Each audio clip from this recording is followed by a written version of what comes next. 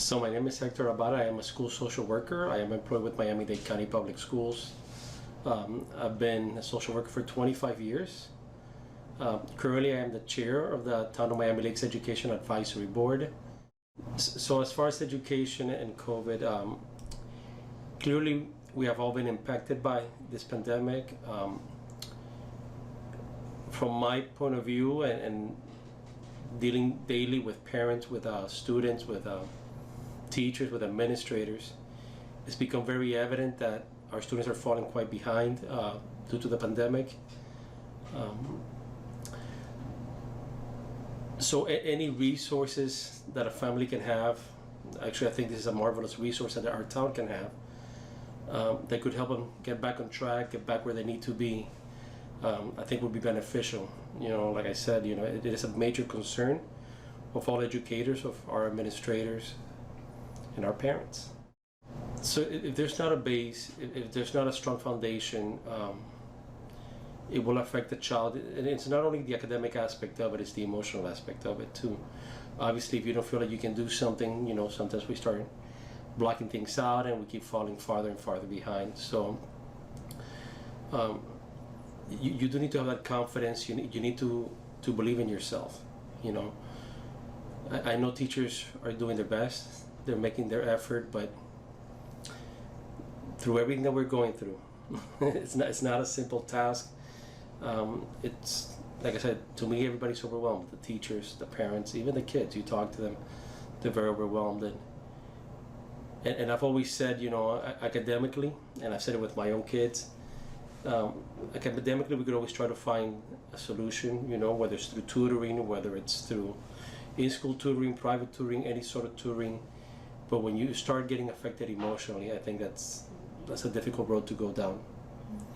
And from my experience as a social worker, I will tell you, it is hard to bring kids back when you lose your self-esteem, when you stop believing in yourself. So it is becoming more evident that this is something that's here to stay. Mm-hmm. You know, online education brings certain advantages, it brings certain disadvantages as well. You know, but again, it is a platform that I believe it's here to stay. That as we move forward, as kids become more comfortable with it, we'll see more academic advancement from our students. I don't think we're there yet, to be honest with you. But it's good that you guys are doing this new platform. I think it will reinforce what they need to be doing on their daily lives, you know, daily educational lives. So post-COVID, I'll be honest with you, can't wait we all. I don't think everybody can wait for this to be post-COVID. I do hope that we get back to some sort of normalcy. I do think that we all need that human interaction. I think that it's missed. But like I told you, I do think there's always going to be a component of online education. I think we're down this path, and it's not something that's going to change. But my hope is that at some point, whether it's some sort of hybrid model, a true hybrid model, that kids, you know, find use for it. But hopefully, like I said, my thinking is that, God, at some point we have to go back to normalcy. You know, we can't stay like this forever. I think a hybrid would be better. Like you said, you went to college, right? I think it might be, maybe some high school kids would benefit from it. Mm-hmm. You know what I'm saying? Now, when we start getting to the lower grades, it's more difficult because kids need more redirection. They're not self-motivated. They don't, you know. So I do think for the older kids, you know, for the high schools, I do think that this could be beneficial long-term. Mm-hmm. It will prepare them for college. I many years ago, I remember taking online classes too. So that's been coming. I think that's been coming. It's just that the way it is set up now, I think we're all overwhelmed. Right. We're all learning a new system, a new process. And there are kids who will self-motivate, and it'll be good for them. Right. I'm not sure it's good for everybody, but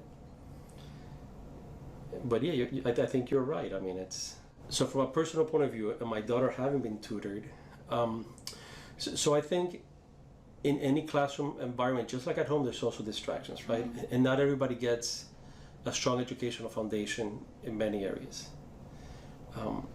personally, like I said, my daughter always did well in school, did well academically, but she always felt that she needed that extra push when it came to math, and that's where we always kept seeking the tutoring, and it was in math.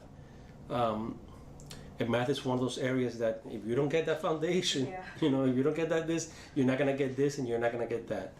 So, yeah, I mean, and tutoring is always good, you know. Again, my daughter benefited greatly from tutoring. And to be honest with you, I don't think it was so much the academic end of it, but it was the self-esteem, the believing in herself that she could actually do it. And it's not the same to have one-on-one than to have a classroom with 20 kids, you know. Right. I will say to any parent, you know, nobody knows your child better than you do. Nobody knows the struggles that your child is going better than you, because I'm sure you hear it every day. So seek out all the help that you can seek. You know, there are resources in schools. Sometimes they're limited. There are resources in the community, you know. Seek out whatever your child needs.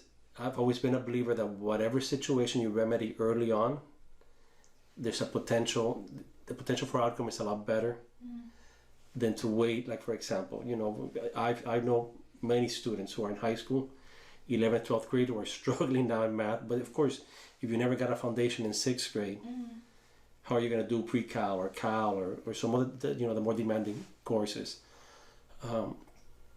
So that would be my advice to a parent. Speak to your child. Know what is stressing them out.